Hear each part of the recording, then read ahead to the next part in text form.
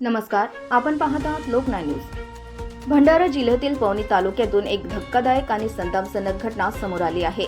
पवनी तालुक्यातील ठाणेगाव येथील तलाव परिसरात एका 62 वर्षीय निवृत्त शिक्षकाची दगडाने ठेचून निर्घृण हत्या करण्यात आली आहे। मिळालेल्या प्राथमिक माहितीनुसार आज दुपारच्या सुमारास 2 व्यक्ती दुचाकीने ठाणेगाव तलाव परिसरात आले होते। यावेळी परिसरात गुरे सारणाऱ्या एका गोऱ्याख्याने ही घटना प्रत्यक्ष पाहिल्याचे सांगितले जात आहे।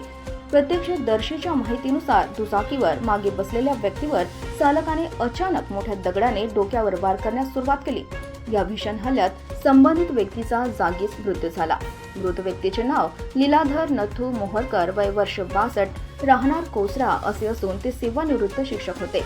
घटनेची माहिती मिळताच ग्रामस्थांनी तत्काळ पवनी पोलीस ठाण्याला कळविले।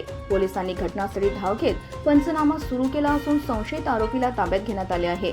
हत्या नेमकी कोणत्या कारणातून करण्यात आली, आरोपी आणि मृतक यांच्यातील संबंध काय होते याचा तपास पवनी पोलीस करीत आहे। या घटनेमुळे ठाणेगाव आणि परिसरात एकच खळबळ उडाली असून नागरिकांमध्ये भीतीचे वातावरण निर्माण झाले आहे। अधिक माहितीसाठी पाहत रहा लोकनाय न्यूज। रोशन खानकुरे, पवनी।